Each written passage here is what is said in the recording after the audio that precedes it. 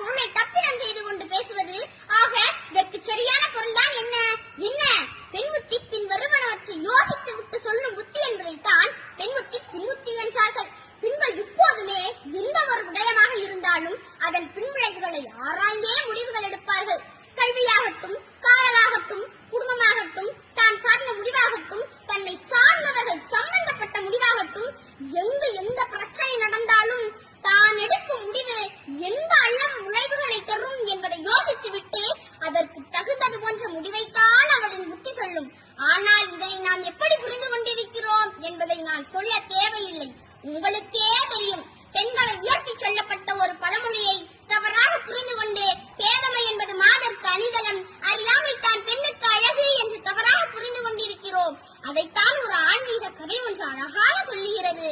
அசோகவனத்தில் சீதை இருக்கும் பொழுது அங்கிருந்த அரகிகளிடம் தப்பித்து வருவதற்கு சீதையால் முடியாமல் அல்ல. ஆனாலும் அனுமன் அங்கு சென்று நான் உன்னை தூக்கி கொண்டு ராமனிடம் ஒப்படைக்கிறேன் என்று கூறிய போது சீதை கூறிய பதிலில் இருந்து இந்த பழமொழிக்கு உண்மையான பொருளை நாம் அழகாக தெரிந்து கொள்ளலாம். எப்படின்னு பாருங்க. எல்லை நீத்த உலகம் யாவையும் என் சொல்லினால் சுடுவேன், தூயவன் உள்ளவன் ஆற்றிற்கு மாசென்று வீசினேன் என்று அனுமனை பார்த்து சொன்னார். இந்த இடத்திலிருந்து நீ என்ன கூட்டிட்டு போயணும்னு அவசியம் இல்ல. வில்லவன் ஆற்றிற்கு, அதாவது வில்போரில் சிறந்தவனாக விளங்கிய ராமனுக்கு அது கேவலம். ராமன் போய் கூட்டிட்டு வராம அவளா தப்பித்து வந்தாள் என்று மற்றவர்கள் சொல்லக்கூடாது. என்னுடைய கணவன் வந்து கூட்டிட்டு போனாதான் எனக்கு பெருமை. ஆகவே வில்லவன் ஆற்றிற்கு மாசு விளைவிக்க விரும்பவில்லை என்று சொன்னார். அக்கடிக்கும் சென்று கண்டேன், அதை எங்கொரு காட்டில் பொந்திட வைத்தேன்.